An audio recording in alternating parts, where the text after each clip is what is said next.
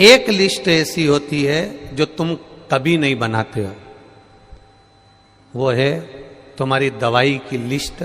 वो लिस्ट दूसरा बनाता है, डॉक्टर बनाता है, कोई दूसरा बनाता है, वो लिस्ट तुम नहीं बनाते। आटा, चावल, दाल, शक्कर, साबुन, सर्फ, पाउडर, जो भी सामग्री तुम्हें चाहिए उसकी लिस्ट तुम बना लोगे। पर एक लिस्ट ऐसी होती है तुम्हारे रोग की, बीमारी की, स्वास्थ्य की, जिसकी लिस्ट तुम कभी नहीं बनाते, दूसरा बनाता है, डॉक्टर बनाता है। उसी तरह तुम तुम्हारे कर्म की लिस्ट बना सकते हो कि तुमने कैसा कर्म करा है, पर भाग्य की लिस्ट तो मेरा महादेव ही बना पाता है। आप कर्म की लिस्ट बना सकते हो।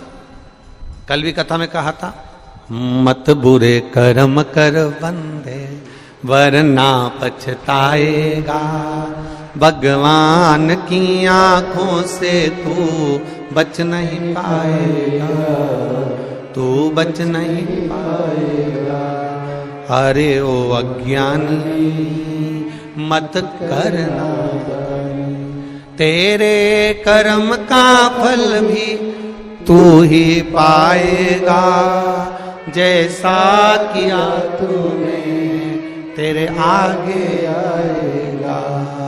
मत बुरे कर्म कर बंदे वरना पछताएगा, भगवान की आंखों से तू बच नहीं पाएगा, तू बच नहीं पाएगा।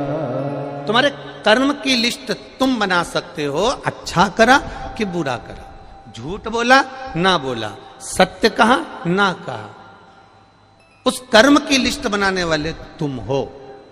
भगवान गीता में भी कहते हैं कर्म किए जा, कर्म करो। हम भी आपसे कहते हैं कर्म करो,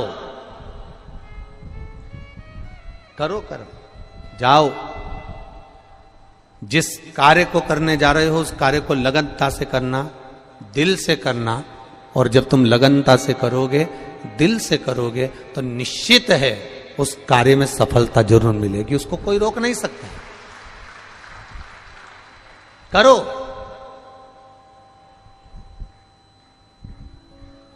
पर बहुत अरमान रखकर नहीं, भीतर अरमान वो होना चाहिए कि मेरा बाबा, मेरा राम, मेरा कृष्ण, मेरा शिव जो देगा, मेरा बाबा जो मुझे प्रदान करेगा वो कम नहीं देगा, जो देगा वो बहुता में देगा और उसकी कोई होड़ नहीं हो सकती। जब वो देता है, सारे देव देते हैं, पल्ला झाड़ कर देते हैं। क्या देते हैं? पल्ला झाड़। सारे देव देते हैं तो पल्ला झाड़ कर देते हैं। तुम्हारे भाग्य में कितना लिखा है, कितना तुम्हारे को देना है, कितना कम देना है, कितना अधिक देना है, कैसा देना है, सारे देव देते हैं तो पल्ला झाड़ कर देते हैं। और मेरा महादेव देता है तो छप्पर फाड़ कर देता है।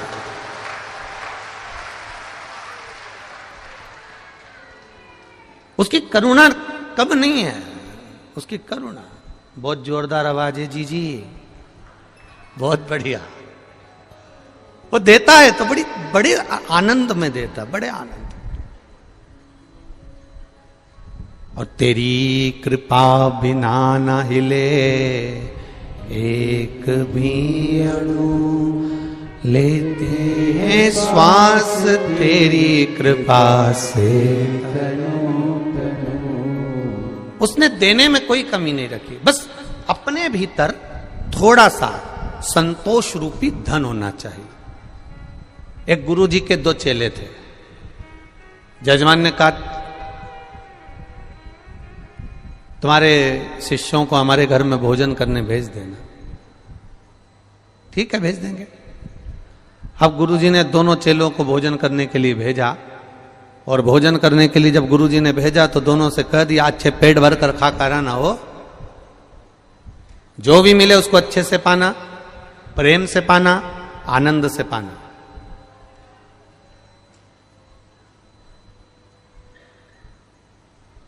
जो ज्यादा भाव खाता है वो बाद में ट्रेन में बैठ के बड़ा पाव खाता है। इसीलिए गुरुजी अपने चेले से कहते हैं कि थोड़ा सा सावधानी से जाना, जैसा मिले वैसा पाना, नखरे नहीं करना, अच्छे से रहना, प्रेम से रहना। शिष्य दोनों चल दिए। अब गुरुजी से शिष्यों ने पूछ लिया किसके यहां जाना है? अरे वो नगर में सेठ है ना, बहुत पैसे वाला, बहुत धनपति, बहुत करोड़पति, बस उसी के यहां भोजन करने जाना। अब दोनों शिष्य चले और दोनों शिष्यों ने जाकर सुंदर भोजन प्रसादी ग्रहण करी। चांदी की थाली में भोजन आया, श्रीखंड आया, रबड़ी आई, रसगुल्ला आया, पूड़ी आई, सब्जी आई। इन दोनों ने खूब खाई। खाने के बाद सेठ जी आए और उन्होंने दोनों का तिलक करा। तिलक कर कर दोनों को 2-2 रुपए दे दिए। कितने रुपए दिए? जम के बोलो जरा। 2-2 रुपए उनको दिए। अब 2-2 रुपए उनको दिए। दोनों दोस्त जाने लगे, शिष्य जाने लगे। एक बड़ा खुश था, बड़ा प्रसन्न। एक की प्रसन्नता इतनी थी जिसका वर्णन नहीं, और दूसरा मुंह उतारा हुआ था, मुंह लटका हुआ था, लटका लटका मुंह भिन भिन कर रहा था। काय का सेठ? काय का सेठ? बताओ। भिखारी 2 रुपया दिया। काय का सेठ? भिखारी 2 रुपया दिया। अब एक प्रसन्न है और एक का मुंह उतरा हुआ है। एक की प्रसन्नता है और एक का मुंह उतरा हुआ है। अब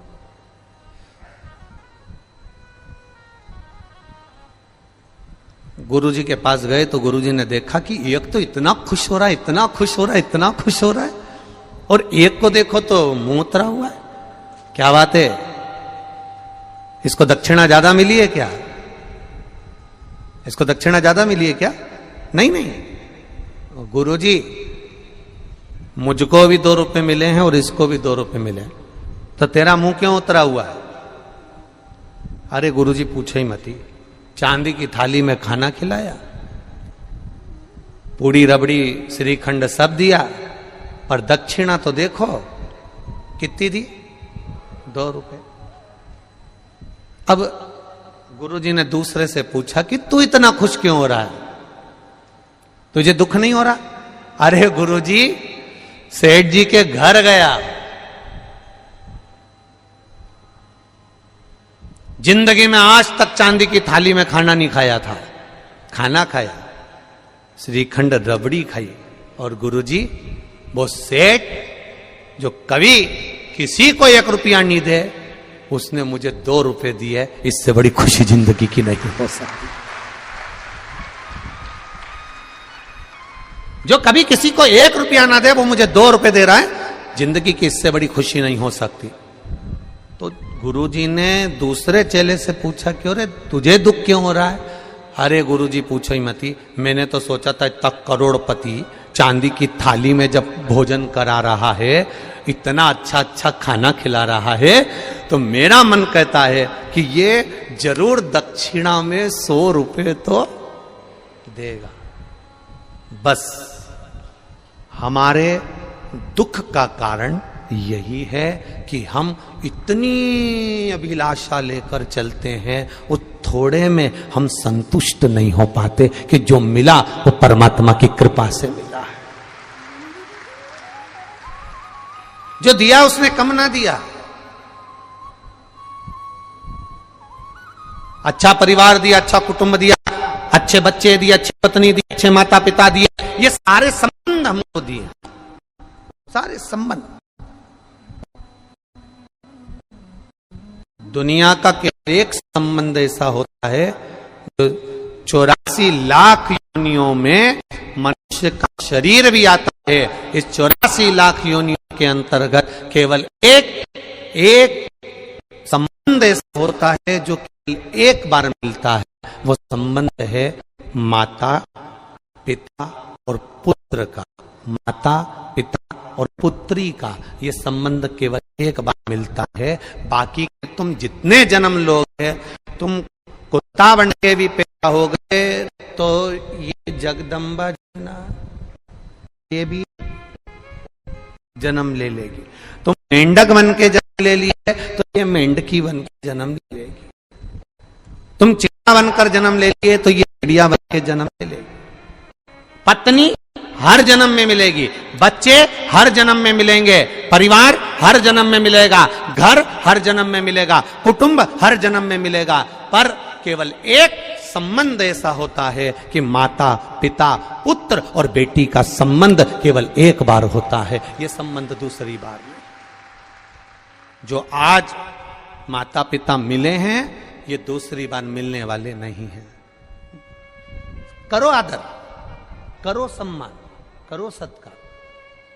इसका हवा आ रही है थोड़े से, इसका आदर करिए, सम्मान करिए, सत्कार करिए।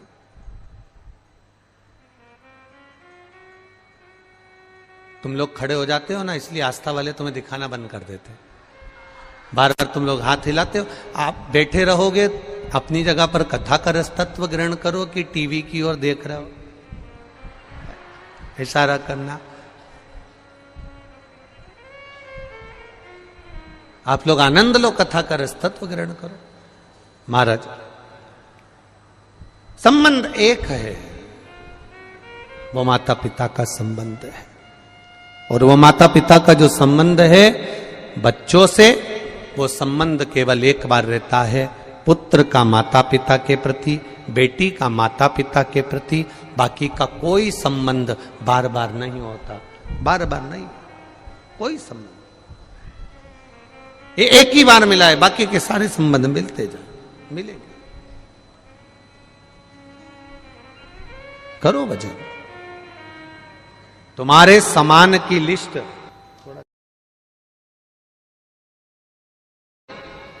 तुम बना सकते हो।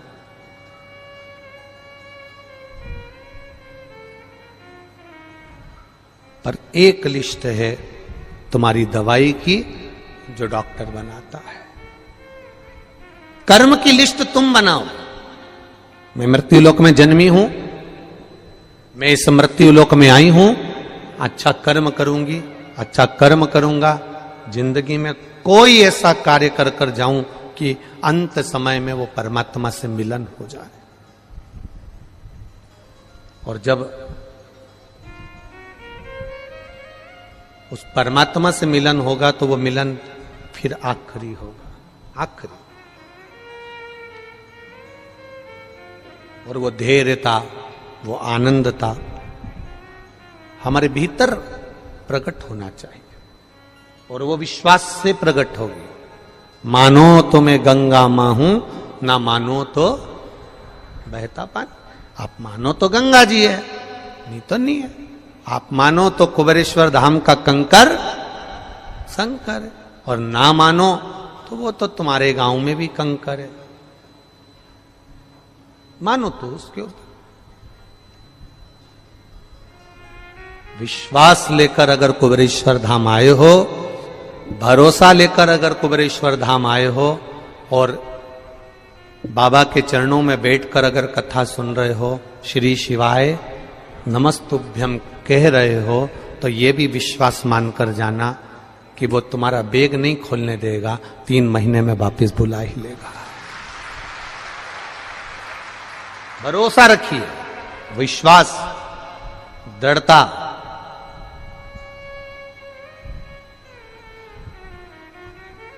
और जब तक भरोसा दृढ़ ही नहीं होगा तब तक वो मिल नहीं सकता। एक बच्चे को माता पिता गर्मी की छुट्टी में अपने माता पिता के यहाँ ले जाते थे, दादा दादी के। बच्चा रोज हर गर्मी की छुट्टी में दादा दादी के यहाँ जाता था। बच्चा हर गर्मी की छुट्टी में दादा दादी के यहाँ पहुंचता था। अब बच्चा जब हर गर्मी की छुट्टी में दादा दादी के यहाँ पहुंचता, माता पिता के साथ बैठ कर जाता ट्रेन में, दादा दादी के यहाँ रुकता। समय बीतता गया, बच्चा थोड़ा बड़ा हो गया बच्चा। तो बच्चे ने कहा, पापा पिताजी अब की बार मैं अकेला चले जाऊंगा दादा दादी, अगर आपको छुट्टी नहीं मिल रही तो मैं चले जाता हूं, अकेला चले जाता हूं। अब बच्चे ने जिद करी तो पिताजी ने एक पर्ची लिखी, और पर्ची लिखकर पिताजी ने उसकी जेब में डाल दी और उसको ट्रेन में बिठा दिया। ट्रेन में बिठाया, वो जाने लगा। अकेला जिंदगी में पहली बार गया था, पहली बार घर से बाहर निकला था। अब पर्ची डालकर जेब में पटक दी और उसको वो चल दिया। ट्रेन में बैठा, बेटा घबराना नहीं हो, चिंता मत करना हो, मजा आएगा, तेरे चाचा जी मिलेंगे, तेरे काका जी मिलेंगे, वो तुझको उतार लेंगे, तो टेंशन मत लेना हो। बच्चा जा रहा है, उसको थोड़ा सा भय लगा। जैसे ही टीसी आया, चेकर आया और उसको भय लगा। जब उसको भय लगा तो उसने सोचा कि ना जाने पिताजी ने जेब में क्या रखा है, देखूं तो सही। और उसने जेब में से पर्ची निकाली और पर्ची निकालकर जेब में से पढ़ा तो उस पर्ची में लिखा था, चिंता मत कर, बैठे रहे, मैं पीछे वाले डब्बे में बैठा हूं, तो टेंशन मत ले। बच्चा निर्विज्ञ हो गया। अब बच्चे को रत्ती भर की चिंता नहीं है, अभी टेंशन था, अभी चिंता थी। पर्ची पढ़ी और पर्ची में लिखा था कि मैं पीछे वाले डब्बे में बैठा हूं, तो चिंता मत कर, तेरे पीछे ही बैठा हूं, तो चिंता मत कर, आराम से बैठे रहे, आराम से चलते रहे, आराम से दादा के घर जा, तो चिंता मत करना, मैं पीछे बैठा हूं, चिंता करने की जरूरत नहीं है। बस वो पर्ची कुबेरेश्वर धाम में प्राप्त होती है कि आप चिंता मत करना, मेरा महादेव तुम्हारे साथ पीछे पीछे चल रहा है। अकाल मृत्यु वो मरे जो काम करे चंडाल का, काल उसका क्या बिगाड़े जो भक्त हो महा। वो चल रहा है तुम्हारे पीछे पीछे, हर पल, हर घड़ी, हर क्षण चल रहा।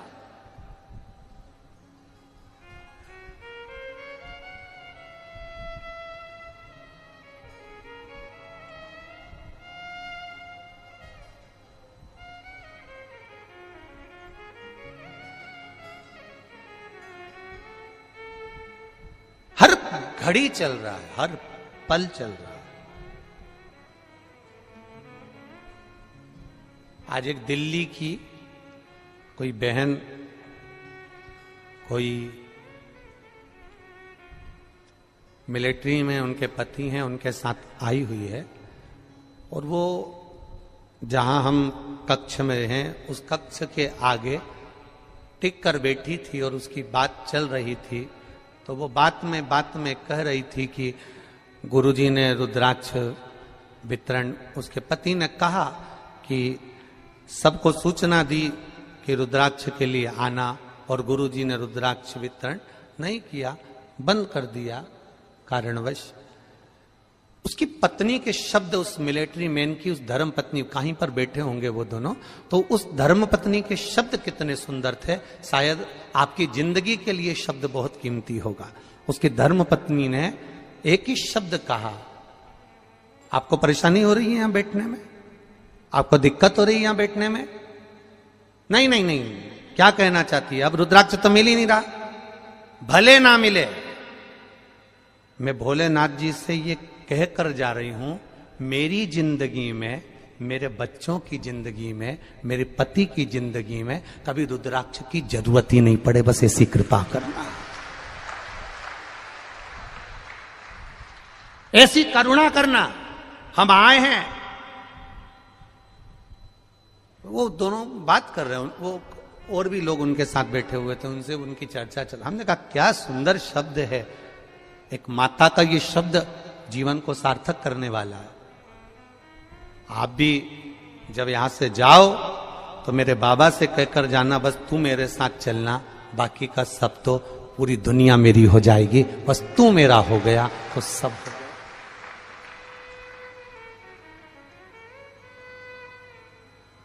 अगर तू मेरा है तो दुनिया सब मेरी है, और तू नहीं तो फिर कुछ नहीं, कुछ नहीं। महाराज, भगवान का एक नाम है भिक्षुवर,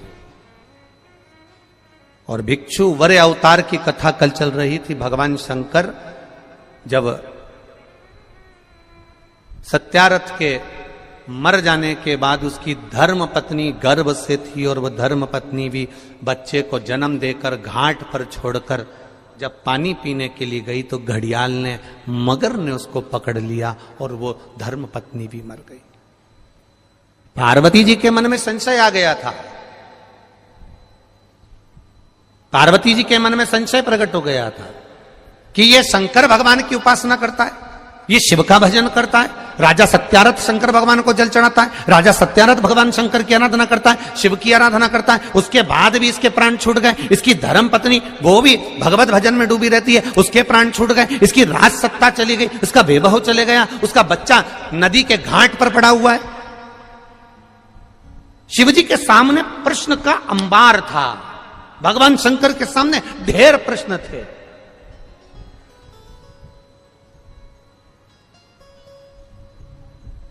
उसका नाम शंकर है। क्या बोलते हैं उसको? शंकर। जो शंका को भी समाप्त कर दे उसी को शंकर कहा जाता है, जिसका एक एक कंकर आनंद देने वाला। शंकर को भजने वाले के भीतर शंका नहीं होना चाहिए। कोई 50 बार कह दे पानी चढ़ाने से क्या होता है, कोई 50 बार कह दे बेलपत्र चढ़ाने से क्या होता है, कोई 50, ये पत्र आया देखो।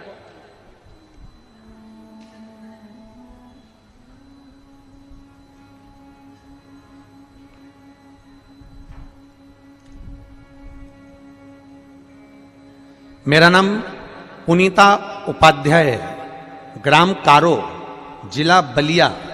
फोन नंबर ये है, कहीं बैठी हो पुनीता उपाध्याय, ग्राम कारो, जिला बलिया। फोन नंबर ये, कहीं बैठी होंगी तो स्मरण करेंगे। मेरे भोले बाबा का क्या बखान करूं, जितना भी वर्णन करूं उतना कम है। आप भी हमारे साथ पत्र पढ़ा करो जो टीवी पर दिखाया जाता है। जितना वर्णन करूं उतना कम ही है। मैंने पशुपति व्रत किया था, जब 5वां व्रत पूरा होने पर रिजल्ट रेलवे का आने के लिए मैंने कहा था, क्योंकि पहले एग्जाम दे चुकी थे तो परंतु उसमें पास नहीं हुए थे।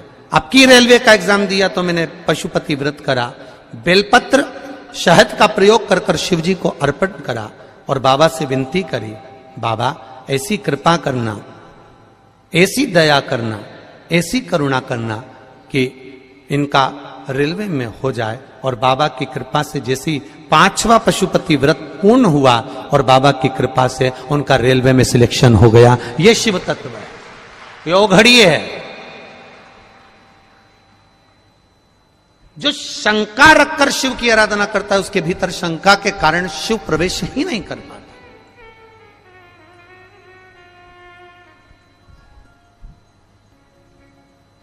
सबसे ज्यादा घर किसके बिगड़ते हैं? जो शंका में रहता है। किससे बात कर रहे थे? कौन है वो? एक बार मेरे सामने आ जाए ना तो उसके तो चिमटा छोड़ दूं। बस इतनी देर में कई कई पत्नियों की आदत रहती है दिन भर शंका शंका शंका शंका। कई कई पतियों की आदत रहती है दिन भर मोबाइल में टटोलता ही रहता है, इसने किससे बात करी थी, कौन था, कौन था, कौन था।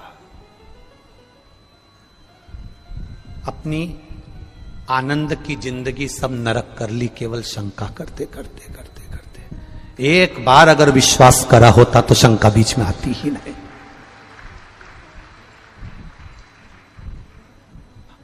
हमारे सनातन धर्म के अंदर,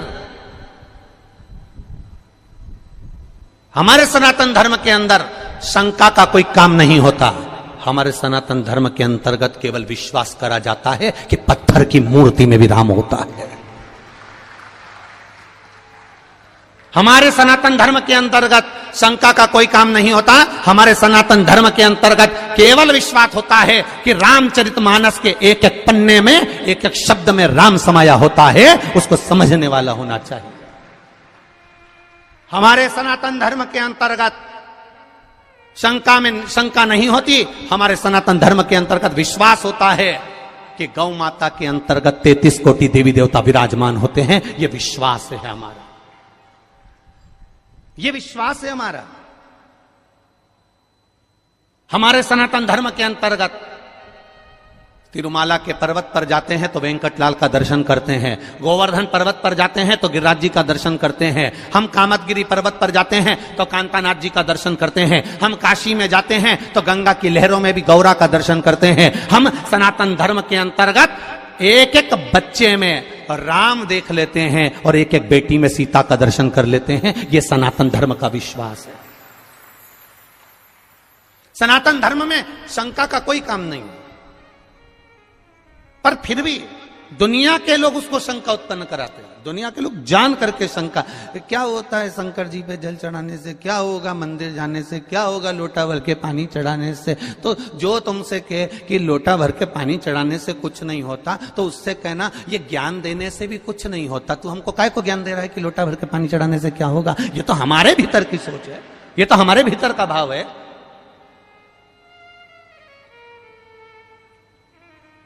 शिव का जो भक्त होता है वो विश्वास पर जीता है, भरोसे पर, दृढ़ता पर जीता है। दुनिया कुछ भी कहे, वो अपनी भरोसा, अपनी दृढ़ता शंकर के चरणों में रखता है, शिव के चरण।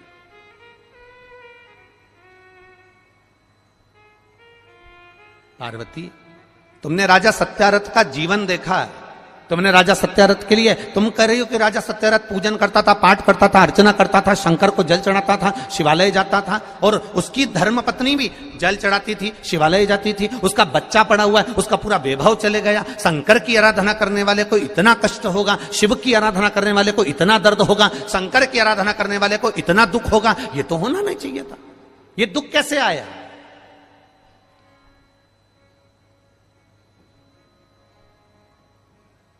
ये कष्ट कैसे आया? ये तकलीफ कैसे आई?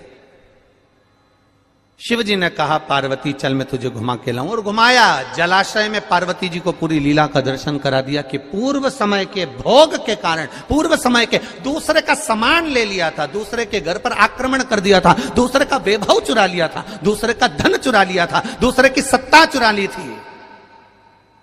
इसलिए इस जन्म में भले मेरा भजन करा इसने, मुझ पर जल चढ़ाया इसने, मेरी आराधना करी इसने, पर पूर्व कर्म का भोग तो भोगना पड़ेगा। हम पहले भी कथा में कहे, तुम वेद पुराण को मानो ना मानो,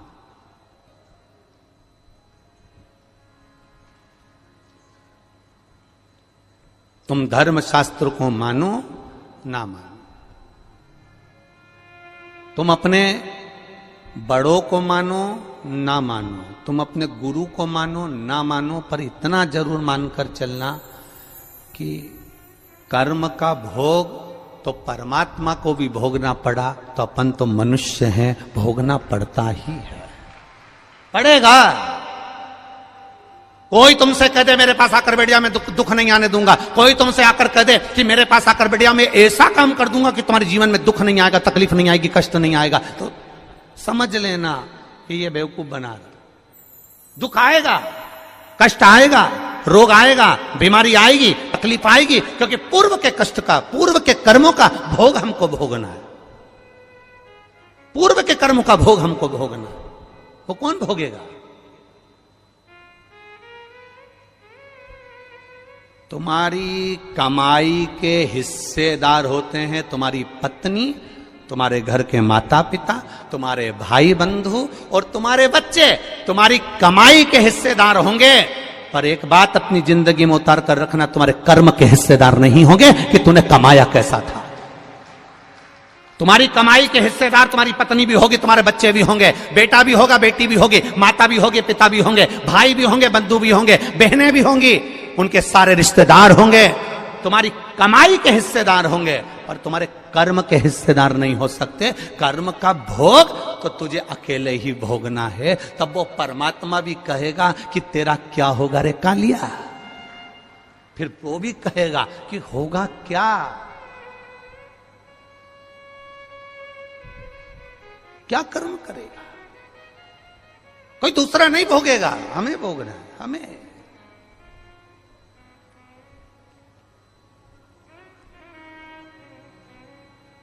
महाराज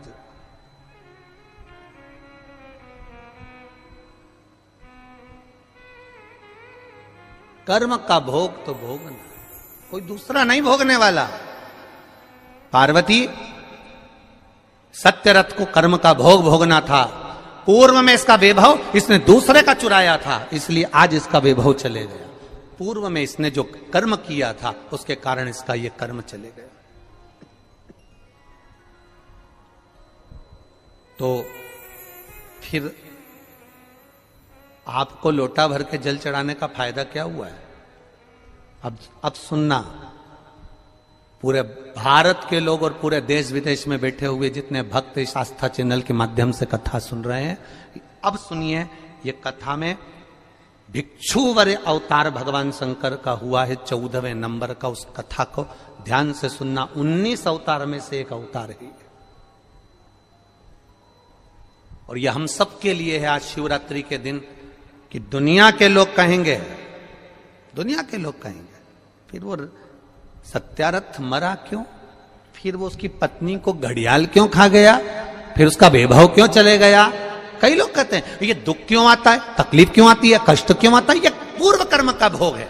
फिर हमने शंकर जी को जल चढ़ाया, शिव जी की आराधना करी, शंकर को हमने पानी चढ़ाया, शंकर जी के मंदिर गए, शिवालय गए, देवालय गए, फिर उसका फायदा क्या हुआ, उसका लाभ क्या हुआ। तो फिर शंकर भगवान ने पार्वती जी से कहा अब उसका जल चढ़ाने का लाभ तुम देखो पार्वती, तुम देखिए। देवराज नाम का चोर ब्राह्मण था, ब्राह्मण कुल में जन्मा था, पर चोरी कर कर धन लाया। चोरी कर, व्यक्ति चोरी कब करता है? चोरी कब करता है? जब उसको बहुत सारे धन की जरूरत पड़ती है। जब तक वो चोरी नहीं करेगा।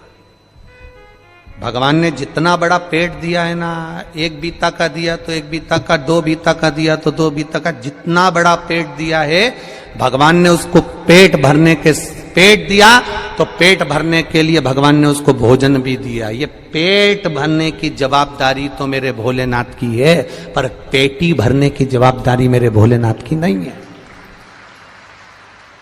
पेट जितनी जवाबदारी मेरे शंभू की है, पेट जितनी जवाबदारी मेरे शंकर की है, पेट जितनी जवाबदारी मेरे कुबेर भंडारी की है, पेट जितनी जवाबदारी है तो भरेगा वो। बस इस पेट से हटकर जब दूसरा कहीं काम, लोभ, आसक्ति, वासना, तृष्णा, देवराज के साथ हुआ क्या था? देवराज की पत्नी थी, बच्चे थे, जो पत्नी थी, बच्चे थे, उनके पेट भरने की जवाबदारी भी भोलेनाथ की थी। भोलेनाथ ने पेट भरा, पर दिक्कत कहां खड़ी हो गई? जब देवराज अपनी बुद्धि को भ्रष्ट कर लिया। बुद्धि कब भ्रष्ट हुई? जब देवराज ने एक सुंदर कन्या को देख लिया, सुंदर स्त्री को देख लिया, स्त्री के चक्कर में पड़ गया। स्त्री ने कहा मुझे सुंदर सोने का हार ला कर दो, उसने हार ला कर दिया। मुझे सुंदर ये सामान ला कर दो, उसने ला कर दिया। अब उसके पास जितना धन था उसने खर्च कर दिया, अब कहां से लाएगा? तो उसने फिर चोरी करना प्रारंभ करा। जब अति होने लगती है, जब किसी चीज की जरूरत ज्यादा पड़ने लगती है, तब वो चोरी करना प्रारंभ कर। इतना बड़ा मोबाइल था, इतना बड़ा, 1500 रुपए का था। अब किसी का रोड पे पड़ा हुआ दिखा, अब वो इतना बड़ा, कितना खुश हुआ।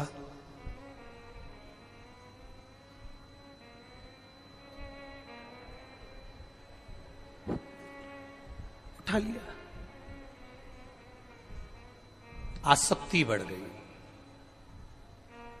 लोभ बढ़ गया, ले गया, चले गया,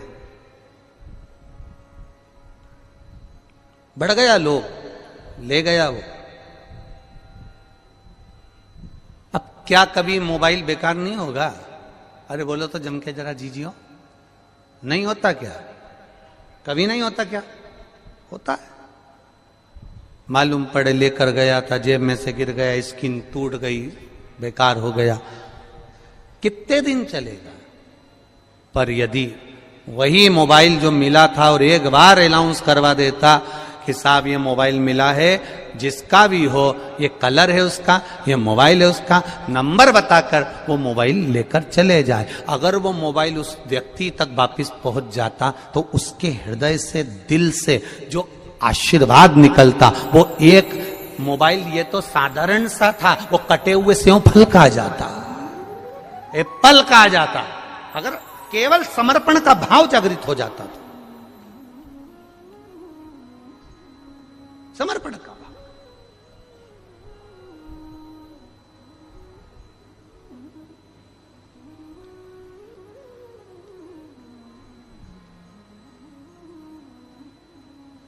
महाराज फल क्या मिला? जल चढ़ाने का फल क्या है? शिव जी ने कहा देवराज की कथा याद रखो, शंकर जी के मंदिर में चोरी कर का धन लेकर गया, वापिस लौट कर आया, आने के बाद बेलपत्री के वृक्ष के नीचे बैठा था और स्वास्थ्य खराब हुआ, शरीर में ताप पड़ा, बीमारी हो गई, रोग हो गया, मर गया।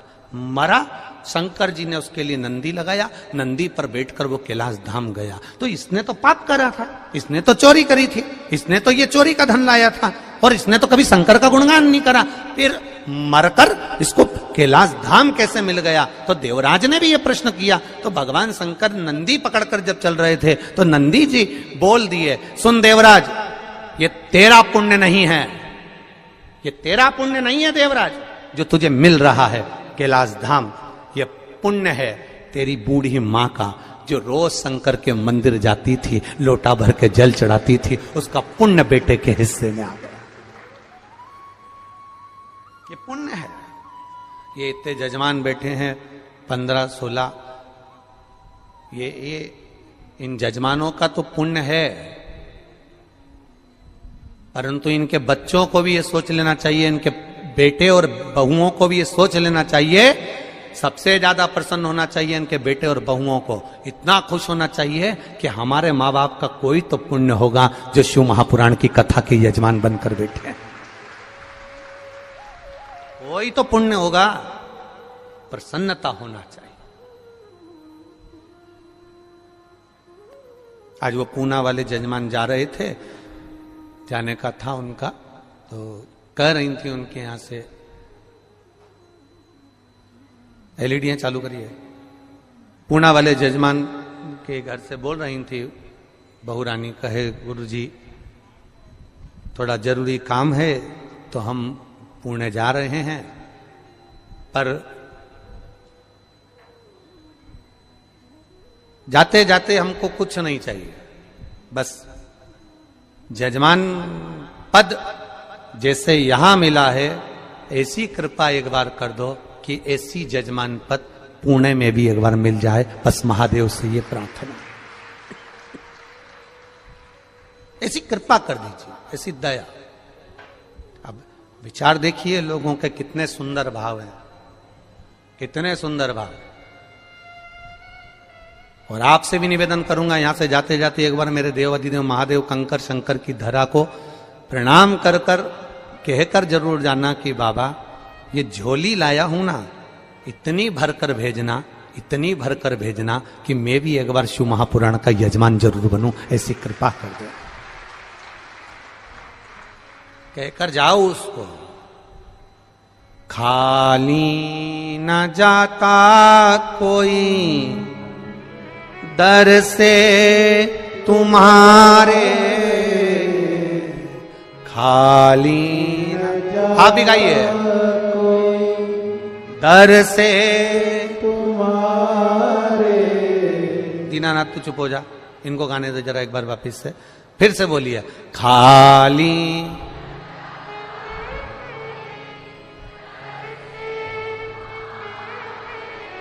मैं भी खड़ी हूं नन्ही बाहें पसारे, मैं भी खड़ा हूं,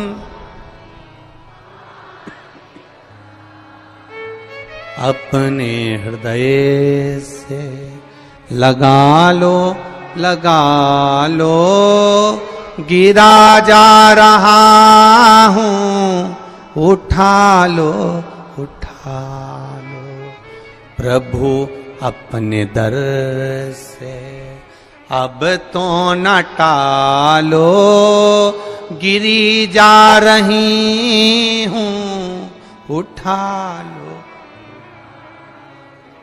खाली न जाता कोई दर से, मैं भी खड़ी हूं नन्ही बाहें पसारे। बाबा तेरे दर से कोई खाली नहीं गया, जो आया वो झोली भर कर ले गया। तो फिर मेरे लिए क्यों ना प्रभु, मेरे लिए क्यों ना।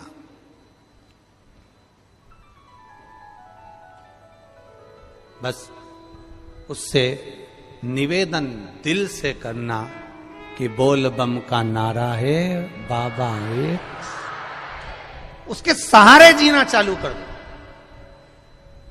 शंका में नहीं जीना है, हमें विश्वास में जीना है। विश्वास कैसा? तुम्हारे घर में जो शिव है, तुम्हारे घर में जो कंकर है, तुम मंदिर जाओ तो मूर्ति में भी तुम्हें राम और कृष्ण और शिव नजर आना चाहिए। तो समझ लो कि तुम्हारी दृष्टि विश्वास पर जागृत हो गई, विश्वास पर जागृत हो गई। अब कहे लोग शंका और विश्वास में बहुत अंतर है महाराज। शंका तुरंत उत्पन्न हो जाती है, शंका तुरंत आ गई। किसी ने कुछ बोला और तुम्हें शंका आई, किसी ने कुछ कह दिया और उसमें शंका। अब शंका तो अभी सोशल मीडिया पे कितना कितना चल रहा है। हम कहें जितने लोग सोशल मीडिया पे डाल रहे हैं कि इतने सारे मर गए ने, इतने सारे जी गए ने, ऐसी भगदड़ हो गई। जब पूरी जमाने भर की मीडिया यहां पर है तो भगदड़ का एक सीन भी बता देते जिंदगी में। तुमने लिखा तो था कि भगदड़ हुई, रुद्राक्ष फेंका, ये करा वो करा, दिखाते तो सही एक बार कि इतने मर गए, इतने जी गए। कभी विचार, यहां आप भी बैठे हो, थे कि नहीं थे 15 तारीख को? बोलो, जम के बोलो, थे ना? कोई भगदड़ का सीन दिखा कि लोग भगे हों, दौड़े हों और मर रहे हों? कहीं दिखा हो तो बताना, दोनों हाथ उठाकर बताना एक बार कि दिखा हो तो बताना। कहीं नजर आया हो?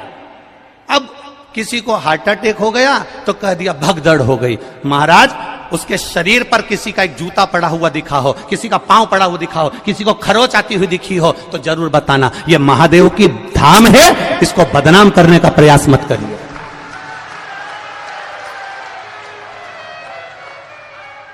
और यह बात हमने पावागढ़ की कथा में भी कही थी, आप उठाकर देखना। पावागढ़ संतों की कथा चल रही थी, उसमें कह दिया था अभी, और जिसने भी कहा था हमने उस समय पर भी कह दिया था, अभी धीरेन्द्र का नंबर लगा है और कहने वाले ने कह दिया था कि प्रदीप मिश्रा तैयार रहना, अगला नंबर तेरा है। तो ये तो सनातन धर्म के द्रोही हैं, द्रोही। इसीलिए जीजियों, रुद्राक्ष इसलिए नहीं बांट रहा हूं, थोड़ा शांति रखो। और ये बात हमने सीहोर के भी बजरंग दल के वो जगदीश कुशवाहा जी को भी हमने कही थी नदी चौराहे पर गाड़ी रोककर कि मेरा मन कर रहा है अब की बार जगदीश भैया कि अंदर जो भी कथा सुनने के लिए आए उसको गौशाला का गौमूत्र का छींटा दिया जाए, जिससे मालूम तो पड़ जाए कि मेरा सनातनी आया है, मेरा सनातनी आया है, मुझे मालूम पड़ना चाहिए। पर उन्होंने कहा गुरुजी इतने सारे लोगों पर अपन गौमूत्र छीटेंगे, किसी को बुरा हमने कहा सनातनी होगा तो काहे का बुरा लगेगा, क्यों बुरा लगेगा? ये सब सनातन धर्म के द्रोही हैं कहीं ना कहीं। बस उनको तो किसी ना किसी रूप में कोई ना कोई बवाल मचाकर ये रुद्राक्ष महोत्सव कैसे भी कैंसिल कराने के लिए तत्परता थी इनकी, और इन्होंने पहले सोच कर रखा था। उसका विचार नहीं करना हमको। कथा सुनो, कथा का स्मरण करो और बाबा पर विश्वास रखो। मेरा भरोसा, मेरा विश्वास कहता है मेरे बाबा के दरवाजे से खाली नहीं जाओगे। 3 महीने में वो बुलाएगा और तुम फिर लेकर जाओगे। क्यों रुद्राक्ष रोका उसने? रुद्राक्ष अगर देने से रोका है तो सोच कर रोका होगा मेरे महादेव ने, किसी कारण से रोका होगा मेरे महादेव ने। क्या जोरदार लाइन चल रही थी, एक एक सीसीटीवी कैमरे की। पूरे ग्राउंड के अंदर 162 कैमरे लगे हुए हैं। कैमरे वहां भी लगे थे जहां पर रुद्राक्ष बट रहा था। 162 कैमरे पूरे चल रहे हैं और 162 कैमरे का सेटअप पूरे के पूरे हमारे ऑफिसों में लगा हुआ है। एक जगह पर कोई बता दे कि भगदड़ मची हो और कहीं किसी ने रुद्राक्ष फेंका हो। ये तो केवल कहीं ना कहीं किसी ना किसी रूप में बस कैसे भी रुद्राक्ष वितरण को बंद कराना था, और वो बाबा ने ही कराया होगा, हम तो ये मानते हैं। इसलिए कराया होगा कि तुम सबकी झोलियां जब वो भरेगा तो तुम 3 महीने में वापिस आओगे तो तब लेकर जाओगे, इसलिए भरेगा। और आज भी कमी नहीं रखी। आज भी मैं धन्यवाद दूंगा प्रशासन के इन पुलिसकर्मी भाइयों को जो लगे हुए हैं। इन पुलिसकर्मी भाइयों को मैं धन्यवाद दूंगा, कलेक्टर, एसपी और डीएसपी सबको, कि एसडीएम सर को। इनके पुलिसकर्मियों ने आज भी कम से कम 5 लड़कों को और 5 लेडीजों को पकड़ा जो केवल इधर उधर बैठ के भड़का रही थी कि चिल्लाओ जम के। उनके साथ एक कैमरे वाला भी चल रहा था कि चिल्लाओ मिश्रा जी मुर्दाबाद, और ये चिल्लाओ और वो चिल्लाओ और पत्थर मारो, कांच छोड़ो। आज भी 5 लेडीजों और 5 जेंट पकड़ के पुलिस वाले लेकर आए कि ये सब दूर बैठ बैठ के भड़का रही है। मैं धन्यवाद दूंगा इसी प्रशासन को जिसने इतनी मुस्तैदी रखी है उसके लिए। और समझने वाले नहीं समझ पा रहे कि कितना विरोध करने वाले लगे होंगे, कितनी चाल चल रहे होंगे, जरा विचार करिएगा एक बार।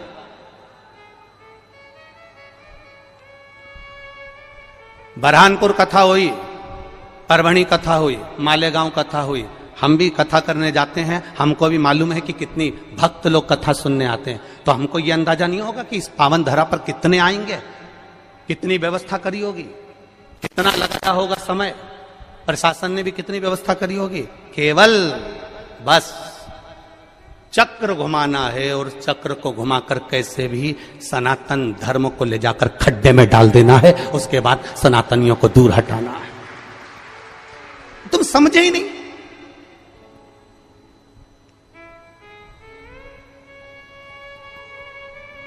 समझे?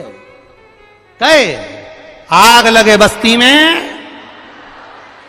और आपसे भी निवेदन करूंगा, कोई भड़काए, कोई कहे 200 रुपए का रुद्राक्ष मिलेगा, 500 रुपए का मिलेगा, 50 रुपए का।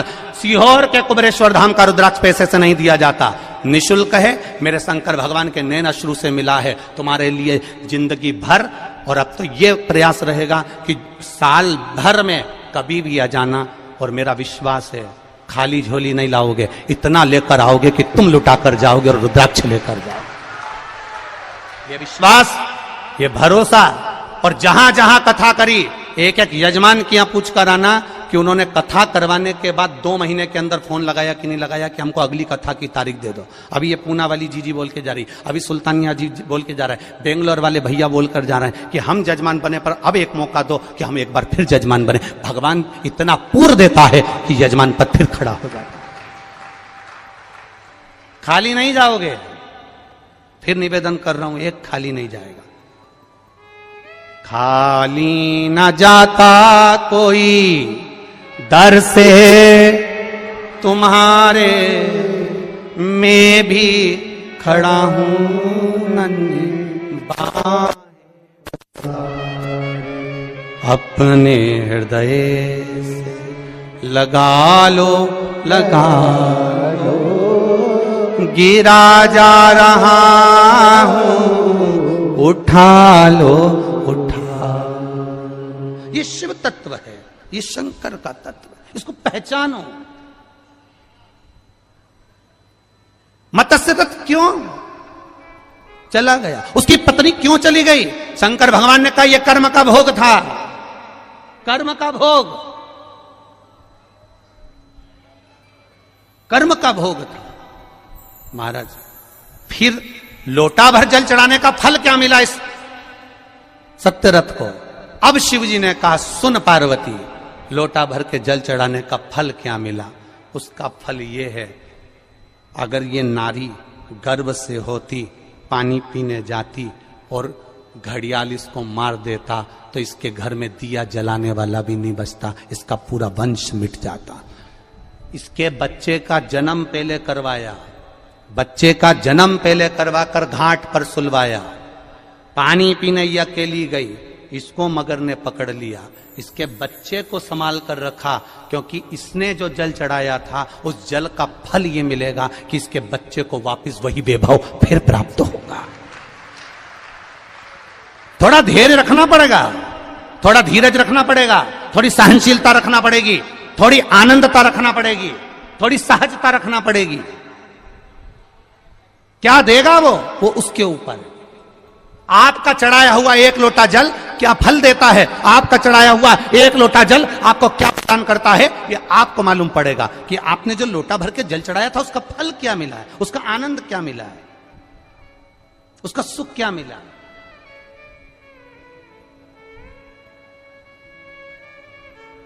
और कई लोग कहते हैं गुरुजी इतने सारे लोग खो रहे हैं, इतने सारे लोग खो रहे हैं। हम उनसे निवेदन करेंगे, ये कुबेरेश्वर धाम पंडित प्रदीप मिश्रा का नहीं है, ये कुबेरेश्वर धाम आप सबका है।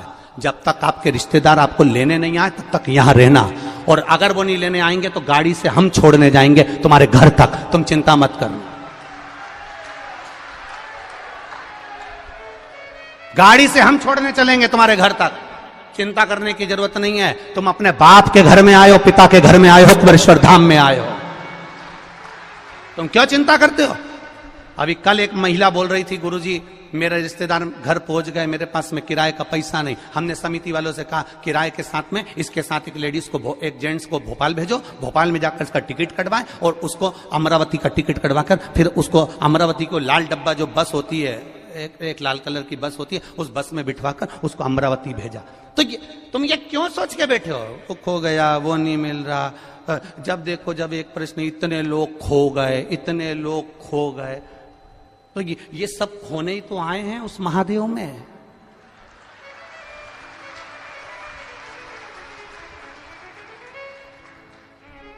जैसे परिवार वाले खोए हुए को ढूंढते हैं, वैसे ही कुबेरेश्वर धाम आने वाले को मेरा महादेव टार्च लेके ढूंढता है।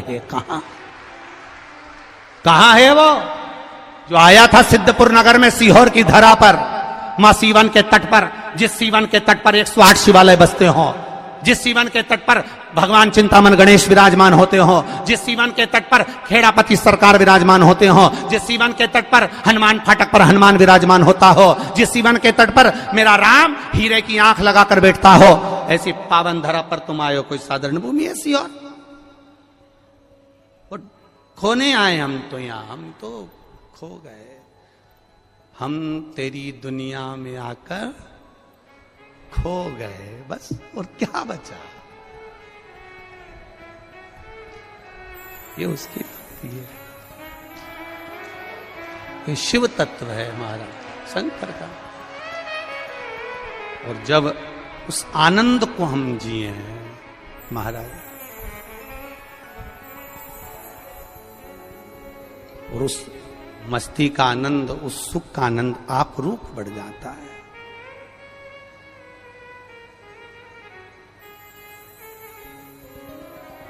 महाराज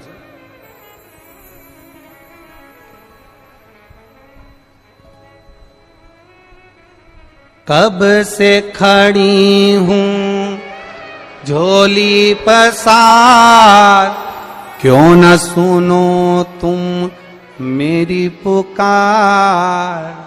कब से खड़ी हूं झोली पसार, क्यों न सुनो तुम मेरी। मुझे तेरा ही सहारा है मेरे भोले बाबा, मुझे तेरा ही सहारा है मेरे भोले बाबा। मैंने तुम्हें ही पुकारा है मेरे भोले बाबा, मैंने तुम्हें ही पुकारा है मेरे भोले बाबा।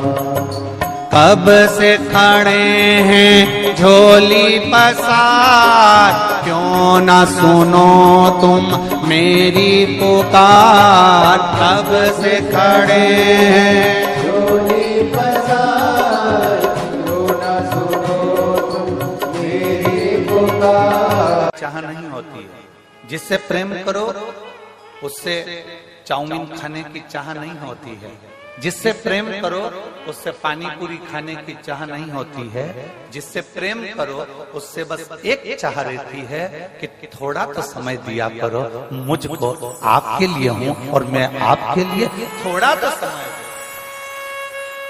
जिससे प्रेम होता है बस उस समय की चाह करती है। पत्नी पति से कह देती क्या ये फालतू का लफड़ा लगा कर रखा, दिन भर दिल्ली जाना, नोएडा जाना, यहाँ जाना, वहां जाना, वहां जाना, कम से कम हम आपसे प्रेम करते हैं, थोड़ा समय तो दिया करो। बोलो जीतियों, सही बात है कि गलत? जम के बोलो जरा, सही है ना? एक पत्नी पति से कहती है मुझे समय दो, पति पत्नी से कहता है समय दो, पति अपने धंधे से कहता है, धंधा कहता है, बिजनेस कहता है तुम मुझे समय दो। बोलो बिजनेस कहता कि नहीं कहता? समय दोगे तो मैं कमाई कराऊंगा, समय नहीं दोगे तो मैं कमाई। अर्थात तुम्हें बिजनेस से प्रेम करना पड़ेगा, प्रेम करोगे तो समय दोगे। सुबह 9 बजे से जाके दुकान पे बैठोगे, रात को 10 बजे तक आओगे, मतलब तुमने काम से प्रेम किया। अब तुमने काम से प्रेम किया तो काम ने तुमको धन दिया। पत्नी से तुमने प्रेम करा तो पत्नी ने भी तुमको इसने बस प्रेम की 2 बोल दी है, नहीं तो जगदम्बा रोज धड़धड़ाती थी। प्रेम जो तुमने दिया, प्रेम तुमने अगर प्रदान किया, प्रेम में सबसे कीमती है, प्रेम की सबसे बड़ी कीमत है, प्रेम की सबसे बड़ी कीमती दौलत है उसका समय। और जिससे प्रेम होता है ना, उसके पास तुम 4 घंटे भी बैठ जाओ ना, समय कम ही पड़ जाता है। प्रेम की कीमत ही सबसे बड़ा समय।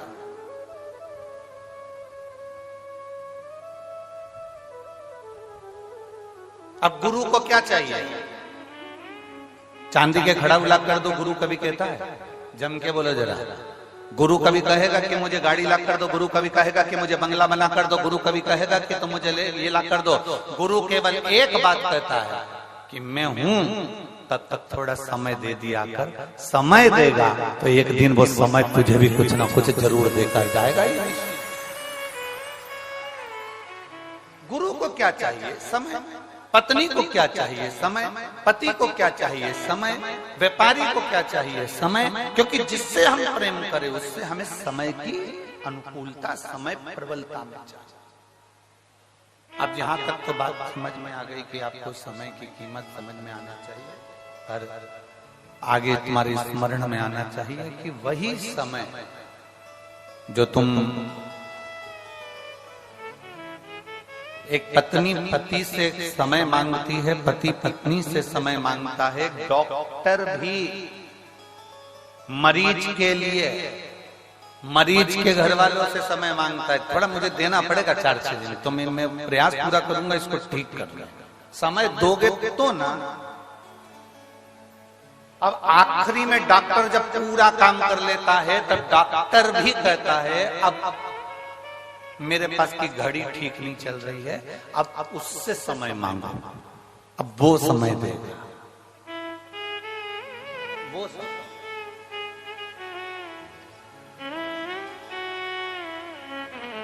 और अब उससे प्रार्थना करी, उससे निवेदन करा, उससे विनती करी, उससे चाकरी करी।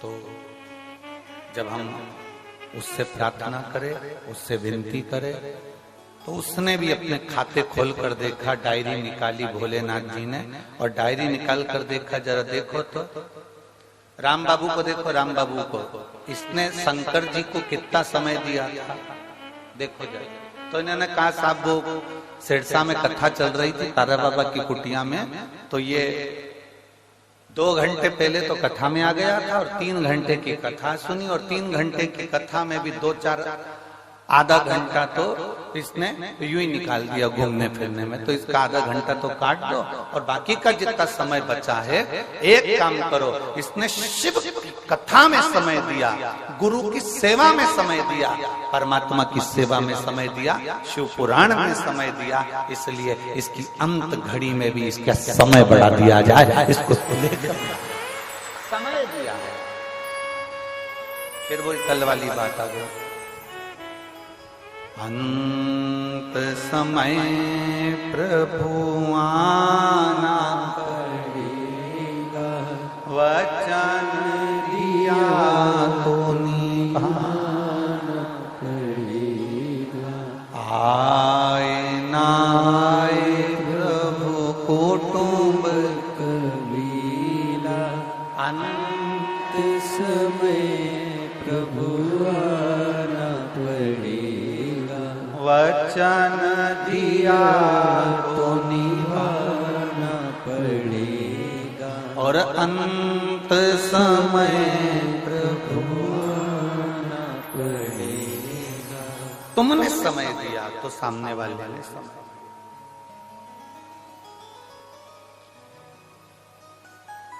अब तुम्हारे पास समय ही नहीं है।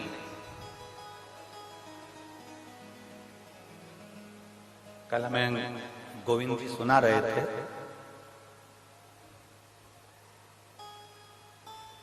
गोविंद जी सुनाते बहुत अच्छा है।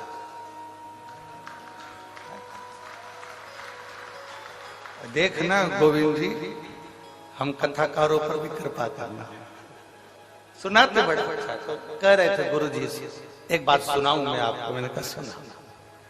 बहुत अब जो सुनाता है उसको सुनाने वाले मिल जाए तो और अच्छा ना है।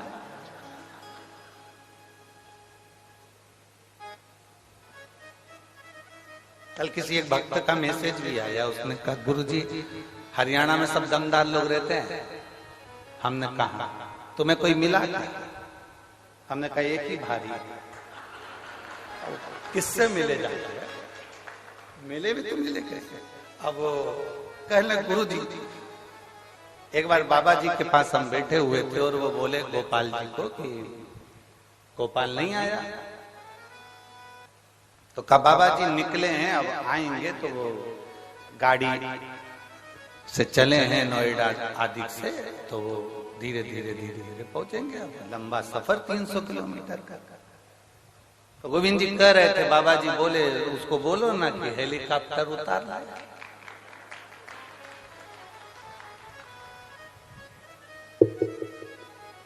ये गुरु के शब्द नहीं है। गुरु का जो तप है, गुरु की जो साधना है, गुरु ने जिसको भजा है, वो महादेव के शब्द गुरु की वाणी से निकलता है। वो महादेव का शब्द गुरु की वाणी से निकलता है। हमने पहले भी आपको कथा में कहा, सियोर वाला महाराज कभी शिव पुराण की कथा नहीं बांट सकता और हमारी सामर्थ्यता भी नहीं। आप लाखों की संख्या में आते हो, रात भर से नींद नहीं आई, गोविंद जी से पूछो इनसे। और एक वो इनकी वो बेटी कहाँ गई, वो दिन भर सेवा में लगी रही, टेंट कहाँ कहाँ लगाना है, क्योंकि कल जितने पंडाल बनाए थे उसमें पांव रखने की जगह नहीं थी, एक भी पंडाल।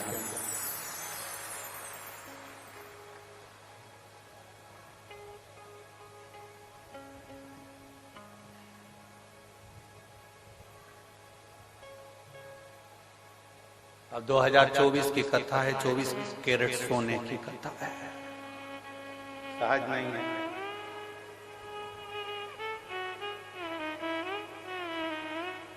शिव तत्व, शंकर को पहचानना, गुरु को पहचानना, सतगुरु को पहचानना, संत को पहचानना, भगवंत को पहचानना, माता पिता को पहचानना। गुरु के कभी शब्द नहीं है। शब्द उस परमात्मा के जो उसने जपा है, जो उसने साधना करी है, जो उसने भजा है, जिसकी वो आराधना करता है, शब्द उसके हो। गुरु के शब्द नहीं।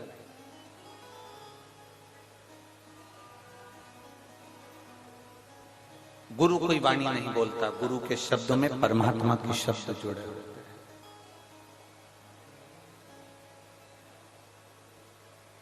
सहजता नहीं है गुरु की वाणी। आप तारा बाबा जी की कुटिया में बैठकर अगर कथा को सुन रहे हैं, शिव महापुराण की कथा को धारण कर रहे हैं। हमने एक बार पहले कथा में कहा था,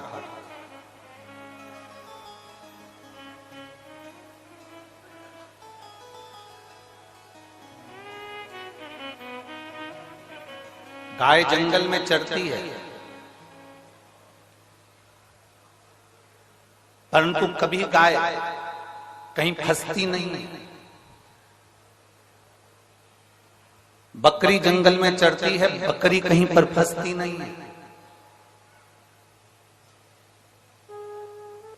कारण गाय को चराने वाला पीछे चल रहा होता है, उसके हाथ में डंडा होता है, और वो किसान वो गाय चरा रहा होता है, ग्वाला गाय चरा रहा होता है। गाय को मालूम है मेरा कोई मालिक है। गाय को मालूम है मेरा कोई सेठ है, गाय को मालूम है मेरा मालिक है। अगर मैं कहीं फंस भी गई तो मेरा मालिक मुझको जम के बोलो जरा निकाल। बकरी को मालूम है कि मेरा मालिक पीछे चल रहा है, अगर मैं कहीं फंस गई तो मुझे मेरा मालिक निकाल देगा।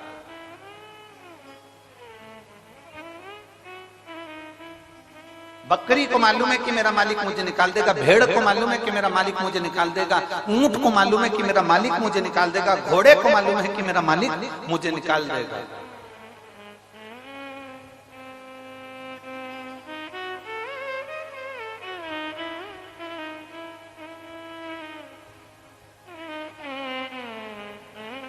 चिड़िया को भी मालूम है कि मुझे कोई ना कोई बाहर निकाल देगा, क्योंकि उसको एक अंदाजा है कि मेरा मालिक मेरे पीछे चल रहा है। गाय चराने वाला, बकरी चराने वाला, भेड़ चराने वाला, ऊंट चराने वाला पीछे चल रहा है।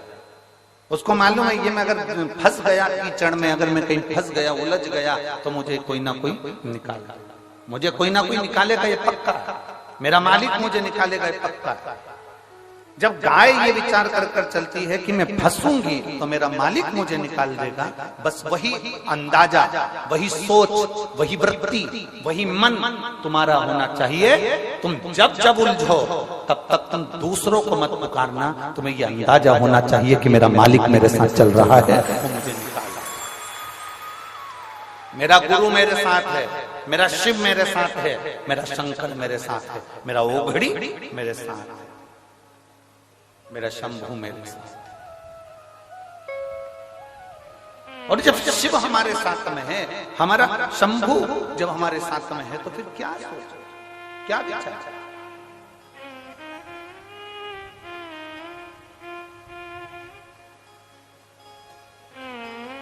बहुत अच्छा बंगला देखोगे ना तो तुम्हारे मन में एक बात जरूर आएगी, इतनी सुंदर दीवार है ना, अंदर से बंगला कितना सुंदर।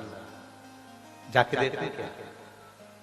खूब सुंदर होटल देखोगे ना तो तुम्हारे मन में बात जरूर आएगी कि कितनी सुंदर होटल है, एक बार अंदर जाके देखते क्या। बोलो बोलो सही है कि गलत। तुम्हारे मार्केट में कोई चाउमीन की दुकान खोल गई, पानी पतासे की दुकान खोल गई, मिठाई की दुकान खोल गई, मोबाइल की दुकान खोल गई, कोई कपड़े की दुकान खोल गई, बहुत सुंदर दुकान खोली, खूब अच्छा मॉल खुला, तुम्हारे मन में जरूर आएगा कि जरा एक बार मैं भी जाकर तो देखो। बोलो बोलो जम के बोलो, सही है, जाकर तो देखो, देखो तो सही।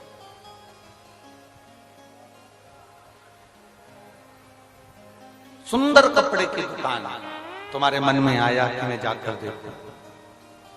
सुंदर, बहुत सुंदर बंगला बना है, जाकर देखूं कि अंदर कोई है कि नहीं।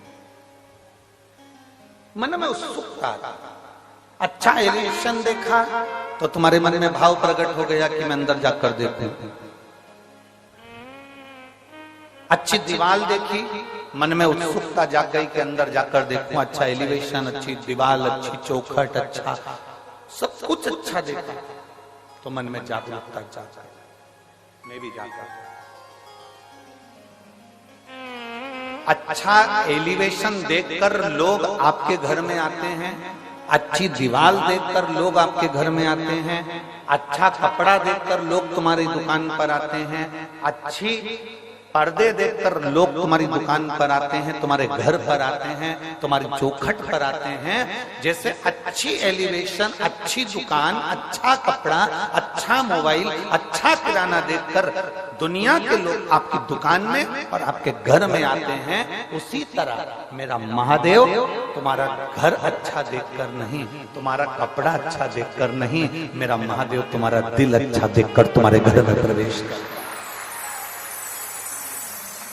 मेरा महादेव कभी भी ये देखकर नहीं आया कि तुम्हारा मकान कितना बड़ा है, मेरा महादेव ये देखकर नहीं आया कि तुम्हारा घर कितना बड़ा है, मेरा महादेव ये देखकर नहीं आया कि तुम्हारे पास में संपदा कितनी है, मेरा महादेव केवल ये देखकर आया कि तुम्हारी चित्त वृत्ति में शिव की भक्ति कितनी है। और शंभो शरणे पड़ी मांगू घड़ी रे घड़ी,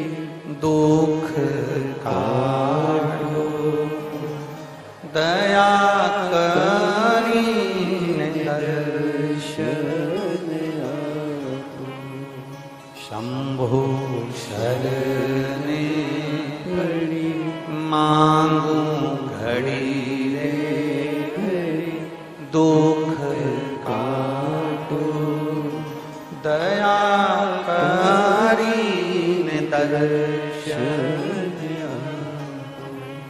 शिव कभी नहीं देखा कि तुम्हारे संपदा कितनी, दौलत कितनी, धन कितनी, वैभव कितना, सत्ता कितनी, गाड़ी कितनी। शंकर भगवान ने तो केवल एक चीज देखी है कि तेरा दिल कितना बड़ा है, तेरा मन, तेरी चित्तवृत्ति, तेरा व्यवहार कितना उच्च है। शंकर को तुम्हारी दौलत से, शंकर को तुम्हारे वैभव से, शंकर को तुम्हारे धन से कोई प्रीति नहीं, कोई प्रीति नहीं।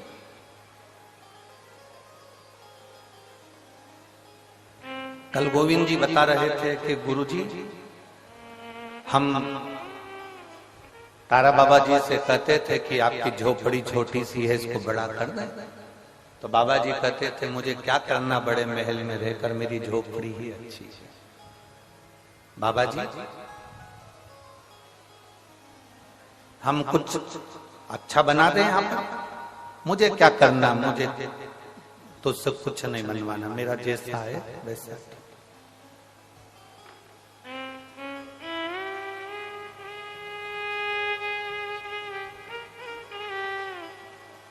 क्योंकि बाबा जी को एक बात मालूम थी, जो शंकर का उपासक होता है ना, जो शिव की आराधना करने वाला होता है ना, जो शंकर की भक्ति में डूबने वाला होता है, मेरी जीजियों, मेरे जीजाओं, मेरी बेटियों, मेरे बेटाओं, मेरी बहनों, मेरे भाई, शंकर की भक्ति में डूबने वाला, शंकर को मानने वाला, शिव की आराधना में डूबने वाला, शिव तत्व को जानने वाला एक बात हमेशा जानता है कि मुझे किसी से कुछ नहीं चाहिए। जो शिव की आराधना करने वाला होता है वो शंकर से ही मांगकर बहुत कुछ प्राप्त कर लेता है। शिव जी के 21 अवतार हुए हैं, शंकर भगवान के 21 अवतार एक हुए हैं, फिर 11 रुद्र अवतार अलग हुए हैं। उन 21 रुद्र अवतार में भगवान शंकर के 21 अवतार में एक अवतार है भगवान का गृहपति अवतार।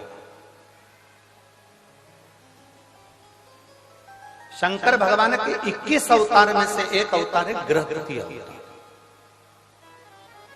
महाराज मां नर्मदा जी के तट पर नर्मदापुरम में एक विश्वानर मुनि रहते थे। शिव महापुराण की कथा कहती है शंकर जी के 21 अवतार में से एक अवतार गृहपति अवतार।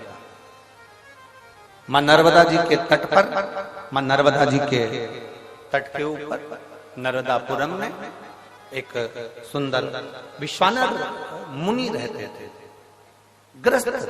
अपनी धर्म पत्नी के साथ में उनका निवास। जैसे विश्वानर मुनि थे वैसे ही उनकी धर्म पत्नी।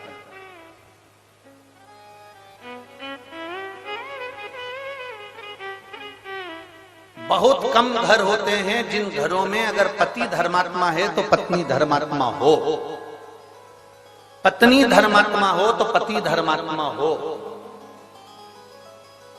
बहुत कम। सोचे जाओ तो नहीं होता। हमने अभी यहाँ भटिंडा की कथा में एक बात कही थी, पंजाब में भटिंडा में कथा में करने आए थे, तब हमने बोला था अमिताभ का बेटा अमिताभ जैसा नहीं होता। हुआ क्या? जम के बोलो। सचिन तेंदुलकर का बेटा सचिन तेंदुलकर जैसा नहीं हो सकता। हुआ क्या? जम के बोलो जरा। नहीं।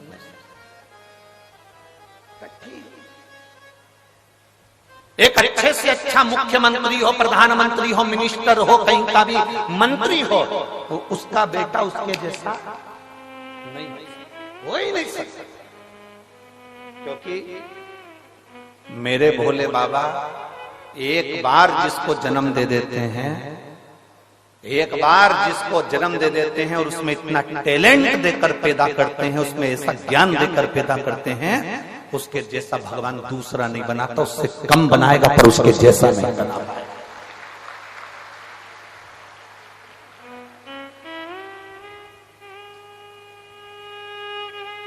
अमिताभ के पास में, अमिताभ बच्चन जी के पास में जो टैलेंट होगा उनके बच्चे के पास में नहीं हो पाएगा। सचिन तेंदुलकर के पास में जो टैलेंट होगा वो उनके बच्चे के पास में नहीं हो पाएगा। पिता जैसा बेटा नहीं होता। अगर बाप कलेक्टर है तो उसकी औलाद कलेक्टर हो सकती है, पर बाप जैसी नहीं हो सकती। मिनिस्टर का बेटा मिनिस्टर बन सकता है पर उसके पिताजी जैसा नहीं बन सकता। कठिन है। एक शिक्षक का बेटा शिक्षक बन सकता है पर उसके जैसा नहीं बन सकता, उसके पिताजी जैसा। सास अपने 4 बेटों की शादी कर दे, 4 बहुओं को लिया है, पर सास सोचे कि तेरी जैसी आ जाए तो नहीं आ सकती, तू ओल्ड इज गोल्ड है। कहा तेरे जैसा है, तेरे बराबर कोई नहीं आ सकता।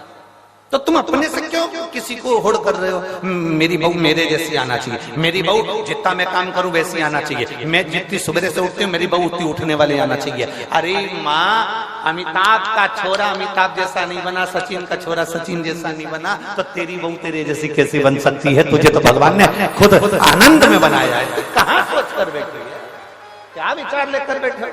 मेरी बहू मेरे जैसी होना चाहिए। मैं 4 घंटे काम करूं तो मेरी बहू भी 4 घंटे काम करे, मैं 10 घंटे काम करूं तो मेरी बहू भी 10 घंटे काम करे। नहीं हो सकता, कभी नहीं हो सकता। इसलिए जो नहीं हो सकता उसको छोड़ो और लड़ना बंद करो।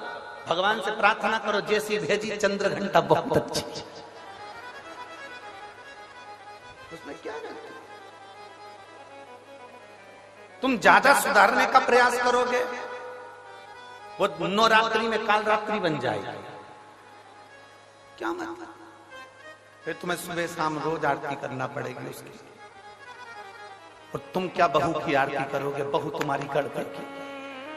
तुम क्या करोगे? बहुत। इसलिए हमें किसी के जैसे नहीं बनना। शिव महापुराण की कथा कहती है, देवाधिदेव महादेव का चरित्र कहता है, तुम्हें किसी के जैसे नहीं बनना। अपने अंदर भगवान ने जिस जिसको जन्म दिया पृथ्वी पर, भगवान शंकर जिसको पैदा करते हैं उसको कुछ ना कुछ हुनर देकर पैदा करते हैं। आपके अंदर कोई ना कोई हुनर जरूर है। आप किसी के जैसे मत बनो, अपने हुनर को अपनी मेहनत से प्रकट करो। दुनिया तुम्हारे जैसा बनना चाहेगी, ये पक्का। पर माताएं पीछे पकड़ के बैठती है, उनको देख ले उनके जैसे बन जा, उनको देख ले उनके जैसे बन जा, तेरी मौसी के छोरे को देख ले मौसी के छोरे जैसा बन जा, बुआ के छोरे को देख ले बुआ के छोरे जैसा बन जा। अब तुम बुआ के छोरे जैसे बनाने में लगे हो और महादेव को रोज 1 लोटा वो जल चढ़ा रहा है, और महादेव सोच कर बैठे हैं कि बुआ के छोरे जैसा मत बनना, बुआ के छोरे से भी उज्जवल बनाकर बताऊंगा तेरे को, बस तेरी मेहनत करना, तेरा कर्म करना, तेरी लगन लगा कर बैठना, तेरी मेहनत करते रहना, तुझे उससे भी उज्जवल बनाकर छोड़ूंगा मैं, तो चिंता मत कर। और तुम लगी हो उसके जैसा बन जा, उसके जैसा बन जा। रोज सास अपनी बहू को ज्ञान देती रहती है, उनकी बहू कितनी अच्छी, उनकी बहू कितनी अच्छी। सास को एक बात समझ लेना चाहिए, दूर के ढोल सुहाव। एक बार उस बहू के पाले तो पड़, उसको लेके एक बार बद्रीनाथ घूमने चले जा, मालूम पड़ जाएगा पेंटिंग पेंटिंग की दुकान 4 दिन तक निकले ना। हमें लग रहा है अच्छी है।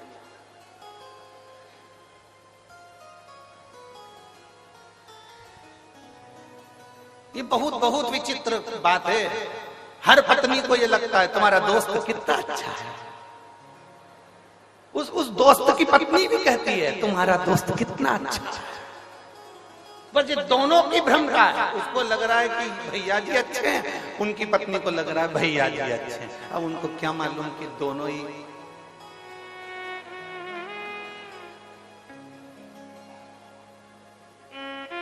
एक क्या शिव कथा का है, अपने में भगवान ने जो देकर भेजा वो किसी में नहीं दे।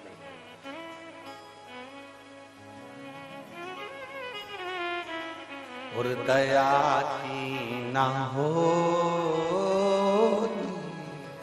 जो आदत तुम्हारी तो सोनी रे अदालत तुम्हारी। गरीबों के दिल में जगह तुम न पाते तो किस दिल में होती इबादत तुम्हारी, तो किस दिल में होती इबादत तुम्हारी। बहुत सोच से मिले, जिसके ललाट में जो लिखा है वो होना है, जो निश्चित है उसका सोचे से मतलब।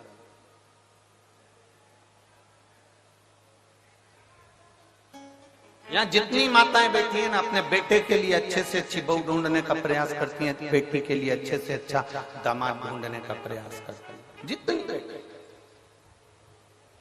ऐसी कोई माता नहीं होगी जो रोज भगवान के मंदिर में जाकर अपनी बहू के लिए छोरा नहीं मांगती होगी, पोता नहीं मांगती होगी। कोई नहीं कहता कि पोती दे दे, पर भगवान ने जो सोच कर रखा है वो दे दे तुम्हारे सोचे से। वो कहते हैं भोले बाबा अमर वरदान दे दो, भोले बाबा अमर वरदान दे दो।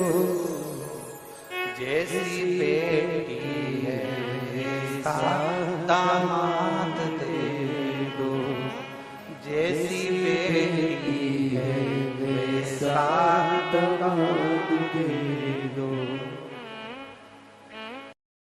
बेटी हमारी है राधा के जैसी, बेटी हमारी है राधा के जैसी, कान्हा के जैसा,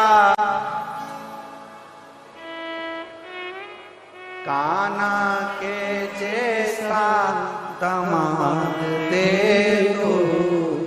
जैसी बेटी है वैसा दामाद दे दो। भोले बाबा अमर वरदान दे दो, जैसी बेटी है वैसा दामाद दे दो। बेटी हमारी है लक्ष्मी के जैसी, बेटी हमारी है लक्ष्मी के जैसी, नारायण जैसा दामाद दे दो। नारायण जैसा दामाद दे दो। जैसी बेटी है वैसा दामाद दे दो, जैसी बेटी है वैसा दामाद दे दो। भोले बाबा अमर वरदान दे दो, भोले बाबा सदा वरदान दे दो। जैसी बेटी है वैसी, बेटी हमारी है गोरा के जैसी, बेटी हमारी है गोरा के जैसी, आप जैसा ही हमको दामाद दे दो। आप जैसा ही हमको दामाद दे दो। जैसी बेटी है वैसा दामाद दे दो, जैसी बेटी है वैसा दामाद दे दो। भोले बाबा अमर वरदान दे दो, भोले बाबा अमर वरदान दे दो। जैसी बेटी है जैसी बेटी है वैसा दामाद है। और मान लो मिल भी गए, ए सिरसा वाली जीजियों, हरियो हरियाणा वाली मेरी जीजियों मिल गए, कितनी आस, कितनी आस, और कितनी खुश होती हो अच्छा दामाद मिल जाए। बोलो बोलो, जम के बोलो, जम के बोलो जरा, खुश होती हो कि नहीं होती हो? ऐसा दामाद मिला, भगवान की कृपा है, पड़ोसन से जाके के ये सब दामाद मिला, मेरी बेटी को रोज घुमाने ले जाता है। इतना बढ़िया दामाद मिला, मेरी बेटी के मुंह से निकला और उसने सामान मांग के दिया। ऐसा दामाद मिला है, मेरी बेटी कुछ कहती और तुरंत मान लेता है। ऐसा दामाद मिला है, मेरी बेटी को हर 2-4 महीने में मायके लेकर आता है। ऐसा दामाद मिला। अब जैसा तुमने मांगा था ऐसा दामाद दे दो, तुम्हारी बेटी को वैसा पति मिल गया। जैसा तुमने मांगा था उसी तरह तुम्हारी बहू की मां ने भी ऐसा ही मांगा था। तुम्हारी बहू की मां ने भी ऐसे मांगा था, ऐसा बेटा देना, ऐसा बेटा देना। अब तुम्हारी बेटी का पति घुमाने ले जाए तो अच्छा, तुम्हारी बेटी का पति तुम्हारी बेटी को चाउमीन खिलाने ले जाए अच्छा, तुम्हारी बेटी का पति तुम्हारी बेटी को सोने के जेवर पहनाए तो अच्छा, तुम्हारी बेटी का पति उसको ले जाकर मायके घुमा कर लाए तो अच्छा। और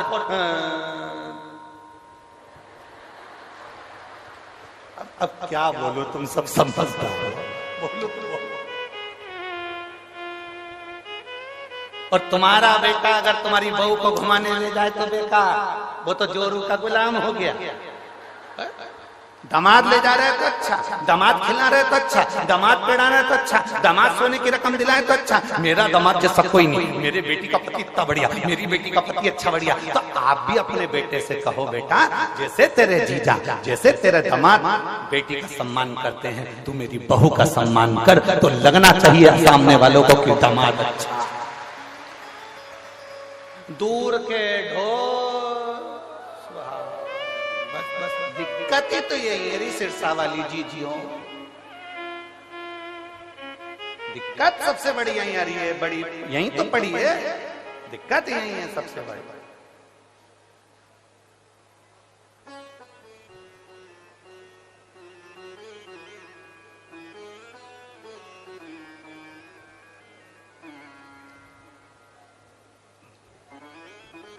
हमें दिक्कत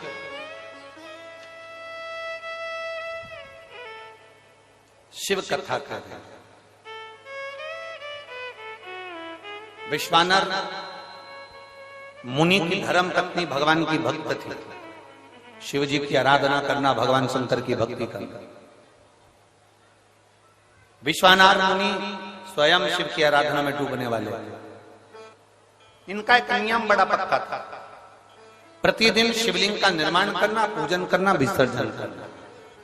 और जिस दिन शिवलिंग का निर्माण नहीं कर पाते थे, जिस दिन शंकर भगवान के शिवलिंग की आराधना नहीं कर पाते थे, जिस दिन भगवान शंकर के शिवलिंग का पूजन नहीं कर पाते थे, उस दिन एक बेलपत्री का दान देते थे। कितनी कितनी बेलपत्री? एक। शिव पुराण पढ़ी है आप लोगों ने? हमारी बात पे भरोसा मत करना बिल्कुल भी, सीवर वाले महाराज पे बिल्कुल भरोसा मत करो रत्ती भर भी। गीता प्रेस गोरखपुर की शिव पुराण खरीद के लाओ, उसको पढ़ो। सीवर वाला महाराज झूठ तो नहीं बोल रहा, पढ़ो। कुमार खंड निकालो, उमा खंड निकालो, शिव महापुराण का कुमार खंड उमा खंड निकाल कर पढ़ो, जिसके अंतर्गत लिखा हुआ है एक बेलपत्री का दान किसके बराबर होता है? तो कहा 1.25 मन सोने के सिंहासन पर शालिग्राम जी की मूर्ति को बिठाकर सोने का श्रृंगार कर कर किसी ब्राह्मण को दान दिया जाता है, उससे 1000 गुना दान बड़ा एक बेलपत्री का दान के बराबर।